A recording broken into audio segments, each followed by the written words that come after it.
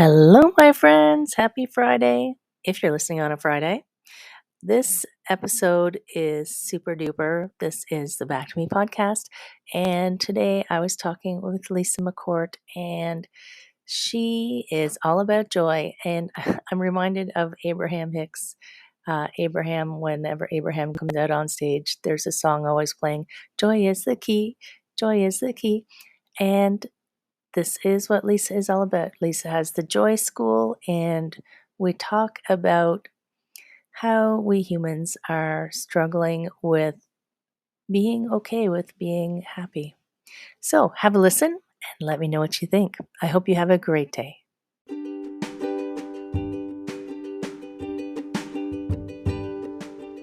Hi, my friends. Welcome. This is the Back to Me podcast, and this is Heather, and I am super excited that you're here. You are going to hear some tips and some tricks and some ideas to help you live your happiest and healthiest self. I call it Back to Me because when you are taking care of yourself, back to me, then you can take better care of others, and we can all make the world a better place. This is Wellness Your Way, and I am super happy that you're here.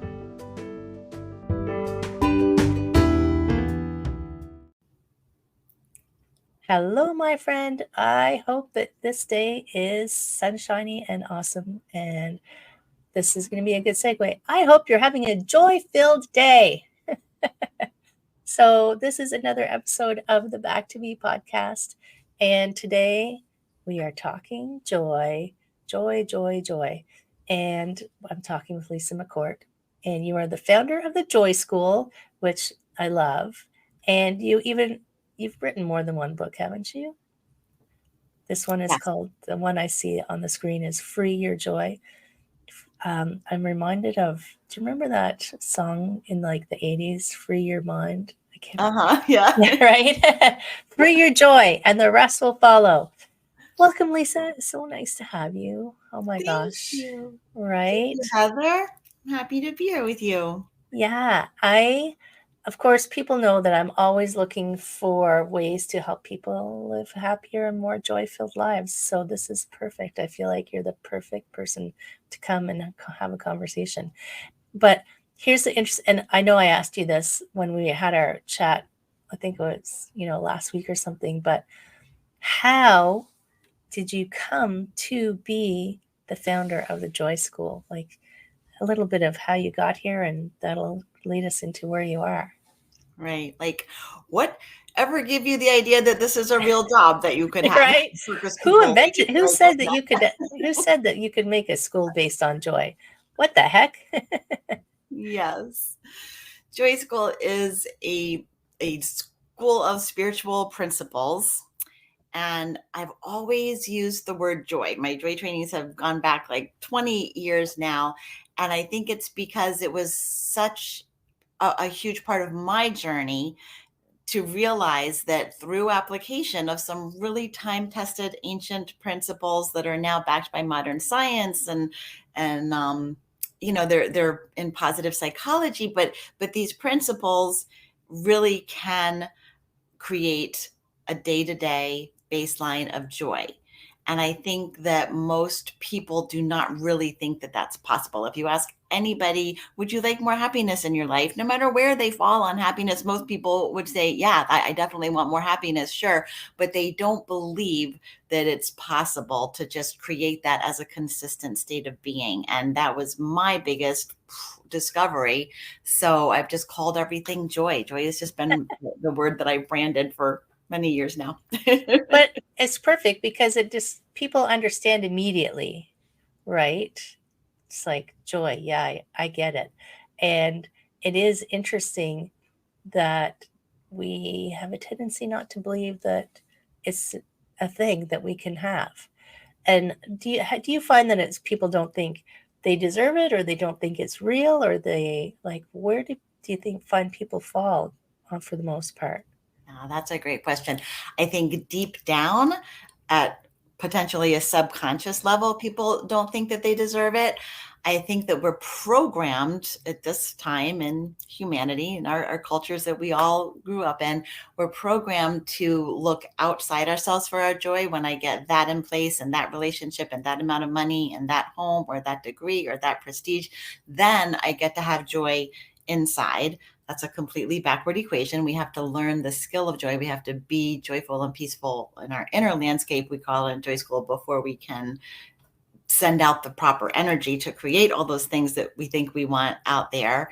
And when we have that thinking that, all these things have to be in place before I can have joy, those things feel out of our control. So joy feels out of our control. And it's really not.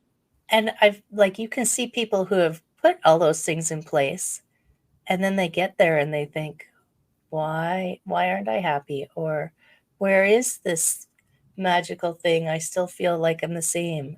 And I think they become quite despondent, and then they're lost, which is so sad, right? But sometimes that's the exact sort of bottoming out, or that's the exact shift in perspective that allows you to see the bigger picture and realize that all these things that we're always wanting and chasing, and they're always just dangling carrots at the end of the stick that we're chasing, and they're always changing. And it's nothing wrong with having desires. That's like part of the human experience. People always come into Joy School like, well, it's just about manifestation, or you can help me manifest this guy because I really want to get that guy, or you can help me manifest that job. And it's like, yeah, it is basically, because when we get everything else in here right, manifestation just sort of happens naturally, but you're not going to care so much. Right.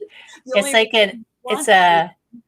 it's an indirect, effect of it. It's just, well, you will get it, but that's not what's going to make you happy, right? You're going to be happy, and then you'll get it.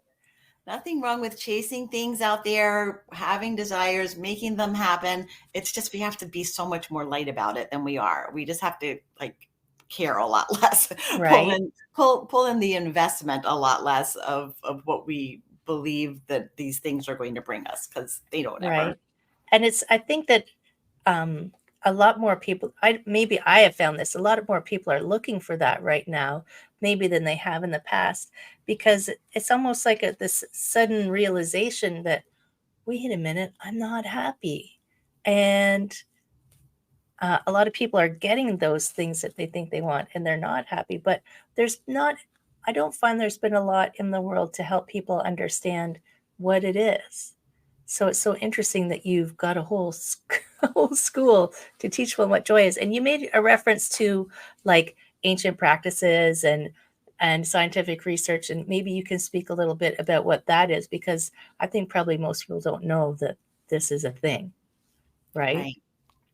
Well, scientifically, I'm speaking of, energy, the way that we all know that what we expect is what we're going to create. We know that on some level, right? Psychologists call it self-fulfilling prophecy. Whatever we deep down believe we deserve, that's all we're going to be able to create, because we create from our beliefs and from energy. So that's what I mean by the science part. But in terms of, ancient spiritual principles, this stuff goes back to the basic tenets of Buddhism. The Buddha said, like, life is suffering, not because he was a pessimistic downer guy. It was an observation, right? He's just everybody's like kind of suffering. And that's because we attach to outcomes. We attach to, I want it to be like this, but it's like that. So I'm going to suffer. When we can release our attachments, we enter a different space of creation where it's not that hard to get it all the way we want it out there. It's the the lack of attachment to our desires creates such a more effective path toward having our desires. And it's interesting that because I have found sometimes in people who are looking at Buddhism, they've taken that life is suffering as a prescription. instead of no, he wasn't telling you that you had to suffer. You know what I mean? No. That's not what he meant. Not at all. It was creating a path to enlightenment, which is the end of suffering, which is really basically being okay with what's happening in the present moment, staying in the Right. present moment, not being out there in our future projections of anxiety and fear and worry, and not being in our past, keeping alive our regrets and resentments and all of that, but being here in the present moment, huge, huge thing in Buddhism, so that we can release all those attachments. And that's how we release suffering.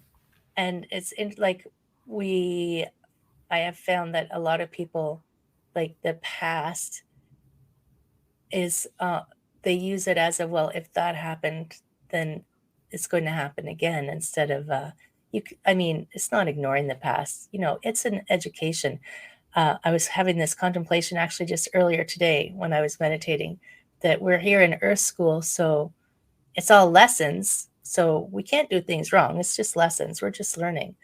But because this lesson was this, doesn't mean that you have to do that lesson again, unless you didn't learn it, right? Right. So I was speaking with someone who'd had several things happen in her life. They were pretty major.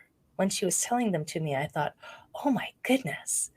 But so those are informing her future actions, because she has a fear that if I do something, these things happened and they'll happen again.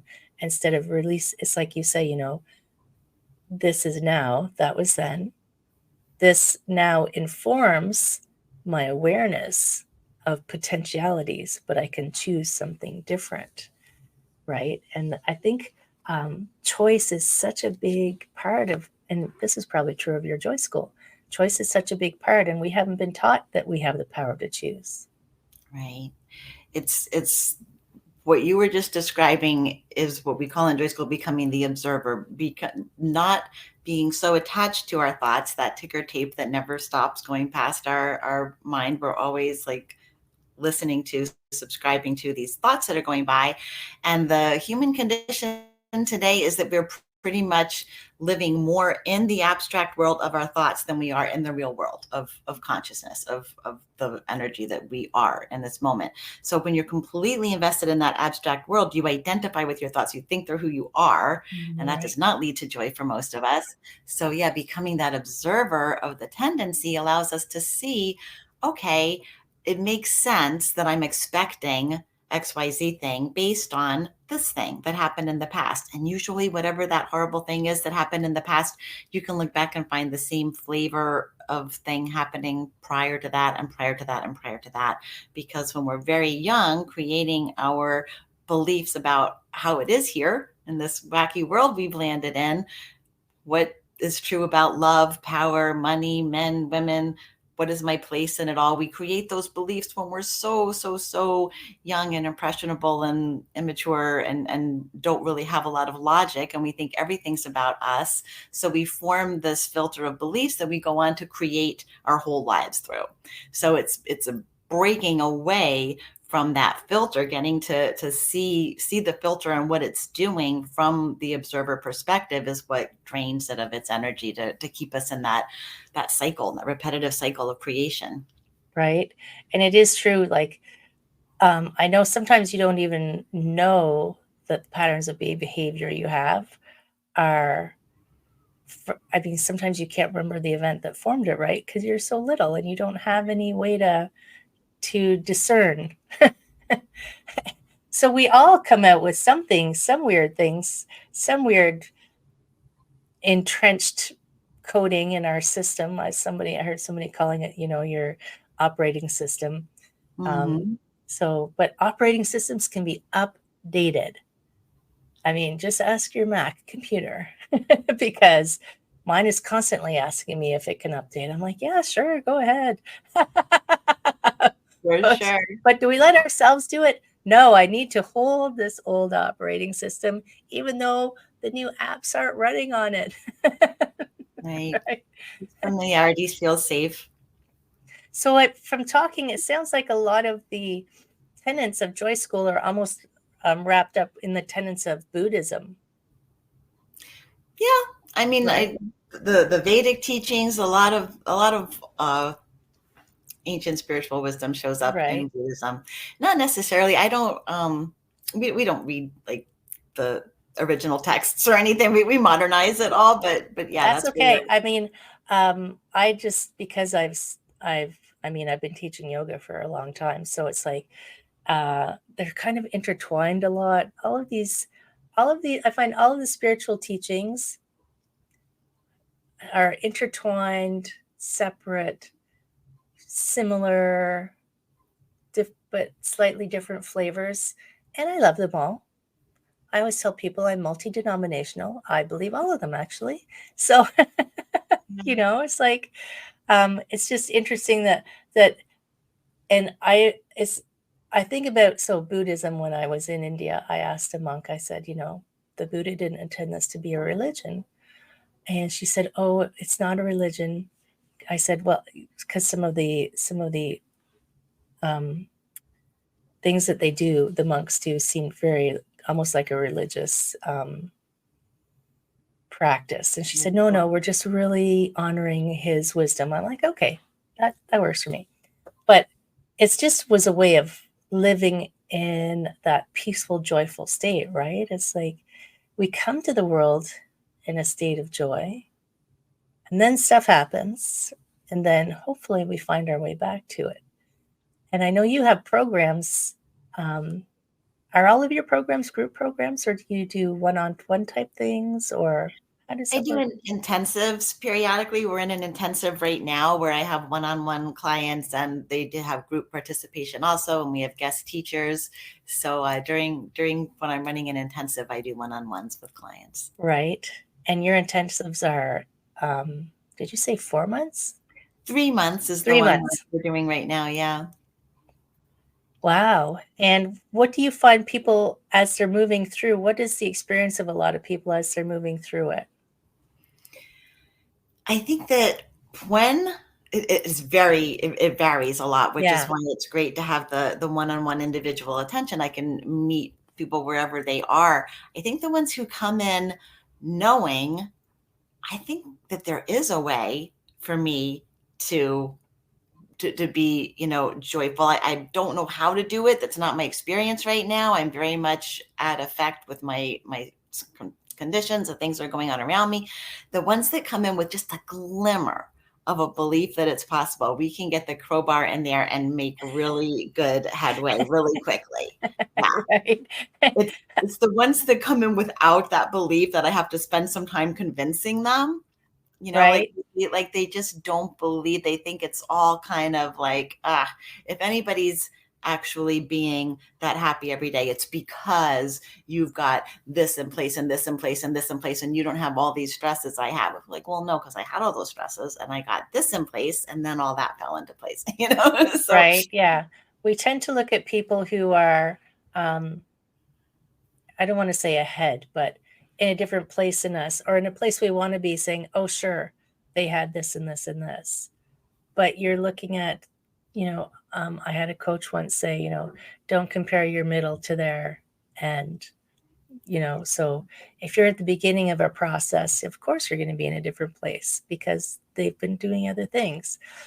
But uh, it's in our nature to use comparison. So as long as we can check in and go, wait a minute, maybe that's my target instead of this is why I don't have it. Right. yeah. And your book, Free Your Joy, does that take people through kind of some ideas on Hmm. how to move themselves, open the door, even a crack? Very much so. I wrote Free Your Joy as the most DIY version I could possibly do of what we do in Joy School. And Joy School, and outside of the 3-month intensives, we have group programs that are ongoing all the time. So you can always come into Joy School at any point and join a group. Oh, cool. But the groups cycle through the keys, and there's a lot more that we can do in live online groups that I couldn't put into a book, of course, but it's for just I wanted to reach as many people as possible with this possibility. This Here are some practices to put into place. So it's structured for, anybody who just wants to who's a good self-starter. It gives you Right. 52 weeks of practices to go put into your life, and it's meant to be read over the course of a year, where you like learn to practice, go put it in your life, and come back and then put the next one in your life. Everybody tells me they read it through first, and that's fine. That's no problem in getting the overview, but then they all go back and do the practices. So yeah, that's how the book is set up. And a lot of people who read the book want to come to Joy School because you recognize that doing it in group, there's such like beautiful, compassionate, warm, welcoming groups, that to have other people who understand what you're doing and how you're trying to apply it, because a lot of us have this sort of awakening to these ideas and understandings without having anybody in their real lives that they can talk to about it, because it's really not such mainstream thinking to be able to apply this sort of magic to your life and see it all transform. So to be in community with other people who are doing it and see how their lives are shifting is really beneficial to the journey. I think the more we work on this, the more it will be mainstream, right? I mean, I know that's my goal, is to have this wellness idea and this idea of joy be mainstream. And it is true, when you first start on those journeys, especially if it's very different than anything you've ever done.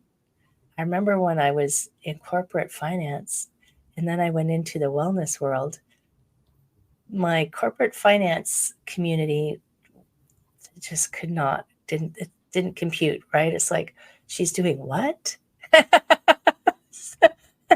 So needless to say, my community has shifted a lot over the last 20 years, right?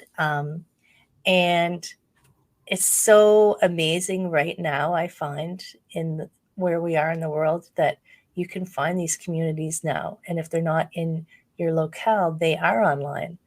And there's so many people searching for these same things, because one of the key aspects to wellness that I always talk to people about is who's your community, who's supporting you, who's helping you in this search for life, the world, and everything.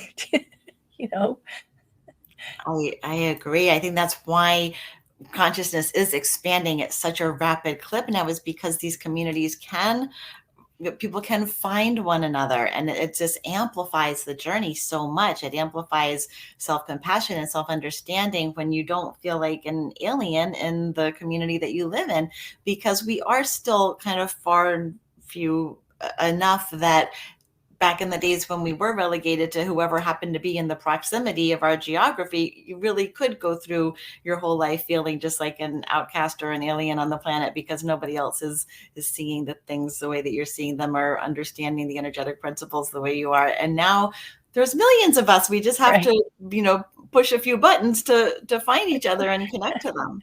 Right. And I find this fascinating since COVID started, that it has become such a normal thing to meet a group online and find all those similarities. And this was way back when I did one of my first teacher trainings. And at that time we were talking about the Buddha, the next Buddha, who's the next Buddha. And the next Buddha is the Sangha, which is the community. So the next Buddha is actually supposed to be not just a person, it's supposed to be the community. And I think that it's happening, man. It's happening in the world. And I think that's a good thing. And that scares some people. Do you find that people get scared when they start to feel happy? Yeah. I mean, that's just to tie everything today back into Buddhism. That's the attachment piece. It's right. It's like there are two things that our human minds are so programmed for. It's like, don't have the things I don't want, and if I have the things I want, keep them and hold on to them. And so but all things are impermanent, right? That's another Buddhist maxim.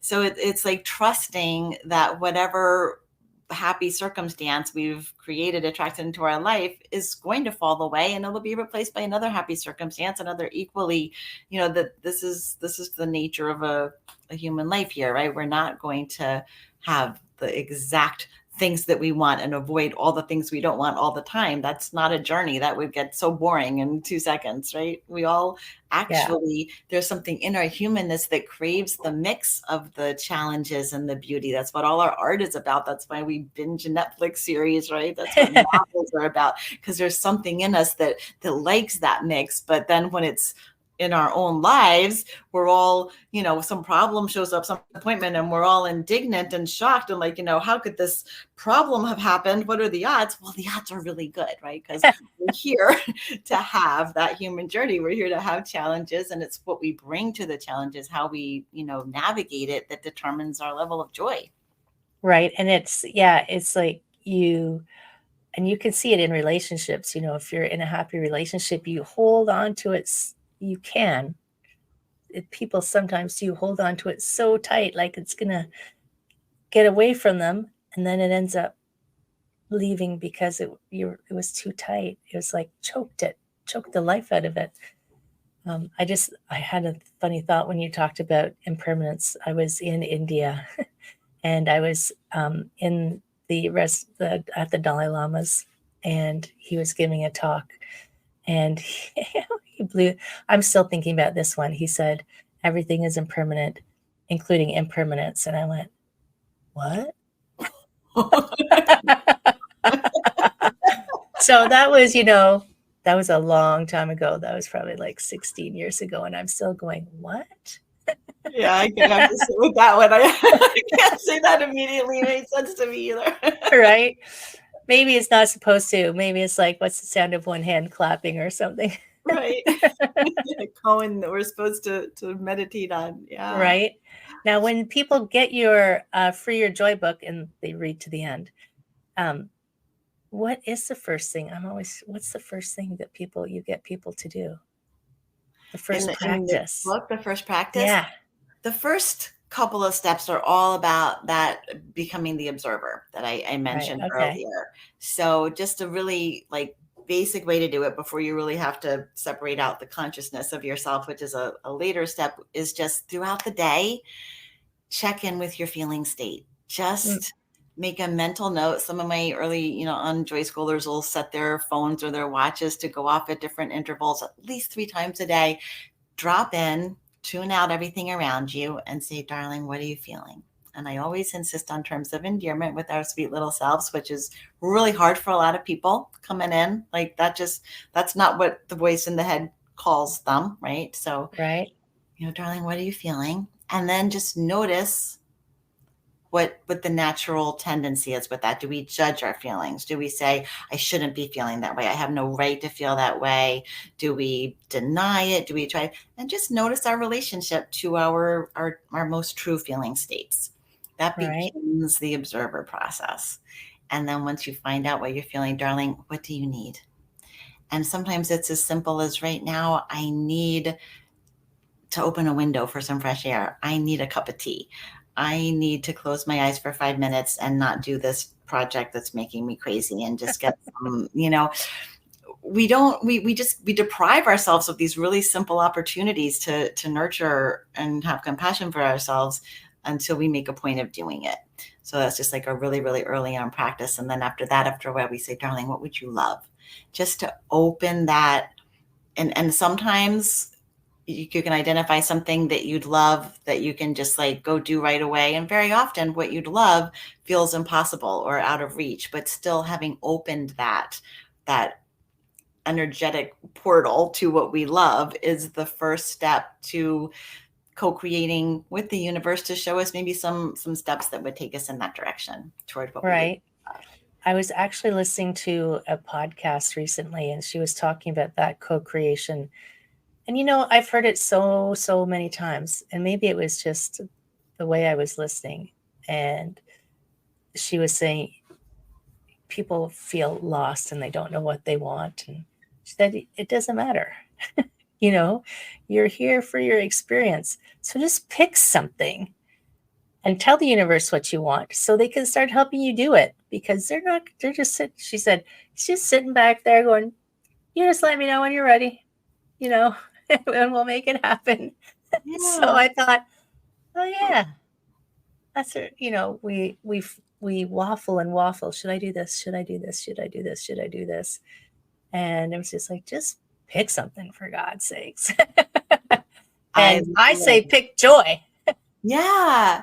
Right? So much of that, I believe, all the whole, manifestation. I usually don't use the word manifestation, but it's like the whole picking something that you want and then getting it, to me, is for no other reason than to show yourself.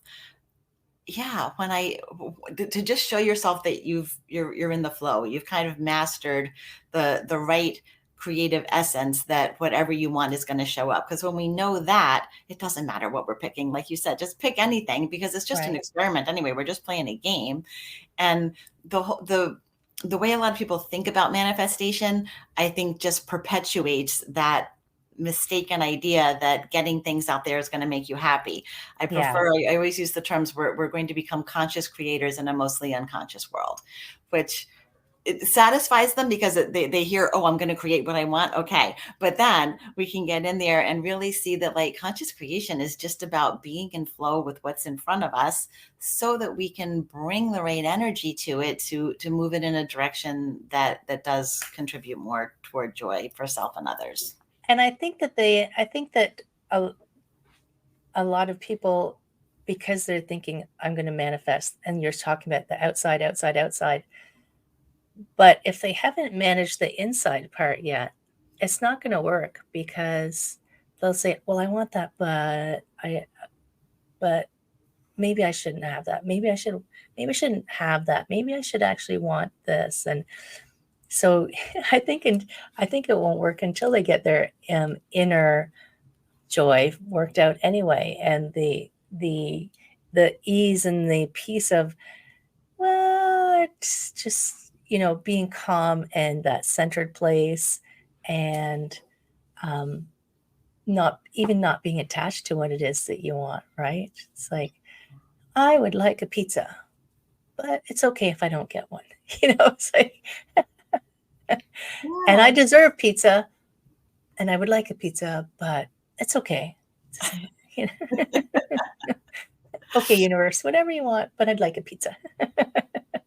And that's probably the exact energy that would have a pizza appear on your doorstep, because when you have that lack of attachment, and in Joy School, we discern between our top level desires and what we call our soul desires, because our soul desires are often, once we get clear on that, because all of these things we want up here, there's always something underneath it. I want that because I feel like it'll make me look more important in the world, or I want that because then these people over here, I'll be more pleasing to them and they'll admire me, or I want that because I'm really scared that the world is a unpredictable, horrible, scary place, and that will make me feel safer. So always when we get to what's underlying the thing that we think we want, then we can get more clear on our big picture soul desires. And sometimes that makes it clear that the thing we thought we wanted really isn't what we want. We want something different. Right. And that takes a little bit of time and digging. And it's not always comfortable, but I think it's so valuable. And I think it's so important to do that with someone who can help you, right? Sometimes it ends up as the dark night of the soul, as I've heard it referred to recently. And, you need someone to hold the light for you, right? So knowing that you can actually come back out of it again, right? And I think that it can seem scary, but I think knowing those things is so freeing, right? It frees you from so that often external. That dark night of the soul is a gift. Yeah. Say that. And it never feels like a gift when you're in it. No. I was just saying, so often that dark night of the soul is a gift, and we can only see it as a gift in hindsight, looking back, because that's where we get sort of stripped of all this nonsense, the ticker tape, all the things that we've been subscribing to seem unimportant when something really grabs us like that, and we're in grief or we're in despair. It's a really beautiful canvas to build from. And there's the whole contrast principle, right? The analogy about the farther back you pull the arrow, the faster and farther it's gonna fly. It's like we sometimes just need, and sometimes we subconsciously create a big downfall, a big crash in our life, because there's a part of us that's not in our logical brain. There's a part of us that knows that that's how you clear the slate, and that's how the phoenix can come out of those ashes. Right. And everything, when it gets good, is going to feel so much better because you've known that other place. Right? Everything is contrast. Everything in life is contrast.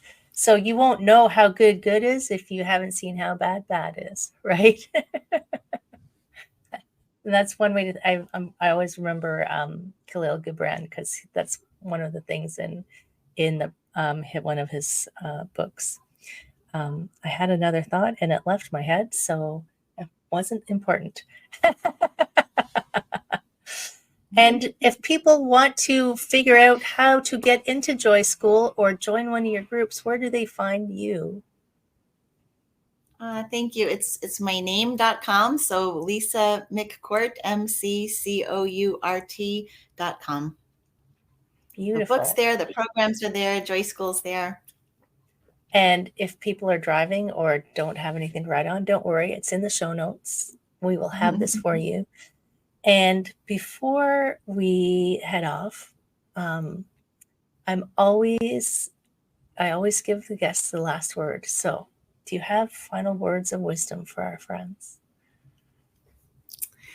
This is going to sound so cliche because it's a term that I feel like we all kind of think we know, and it's self-love. And it's just, people think I'm parent bashing when I say this. I'm really not, because parents just do the best they can with what they came in equipped with. But what I find again and again is that most of us just were not adequately loved. We weren't seen in the fullness of who we are. We felt like we were being shaped and molded, and that just a child interprets that as, I'm not good enough. I'm not good enough as I am. And it kind of underlies almost everybody's obstacles to their joy, is this, I'm not good enough. And the more that we can have that tender compassion for our own sweet selves and get in community where we're fully attuned to and seen in our fullness and felt loved and felt acceptance, that's more healing than anything else we can do. That's amazing. I don't find that cliche. I find that as wise. That's very wise, my friends. Thank you so much, Lisa, for coming and sharing your joy with us. It was such a pleasure to talk with you. And friends in podcast land, if you need some joy, you know where to find Lisa. And if you know friends who could use some more, send the podcast on to them, because come on, we're all here to help each other raise the vibration and become a more happy, joyful place, right? Right, Lisa? Thank you so much, Heather. I've loved talking with you. Thank you, Lisa. Thank you, friends in podcast land. We'll talk to you next time.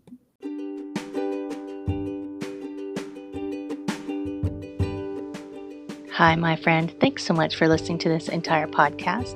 If you found it useful and you're like me and you like helping others, please feel free to share this. Just give it a like, give it a comment. If you found something useful in it, there's a chance that someone else will find something useful as well. Also, if you have any questions at all, I can absolutely help, and I would love to help. You can email me at heather@prosperityflowcoaching.com. If you want more of this awesome content, you can follow me on Instagram, Heather Stewart Coaching. You can follow me on Facebook, Prosperity Flow Coaching. And I have a personal request. I want to help as many people as I can with these podcasts. And if you could give me a review, hopefully a good one, if you could share, if you could send this out into the world, I would truly appreciate it. I hope you have an amazing day, and I hope that you find your way to wellness by getting back to me. Take care, my friend.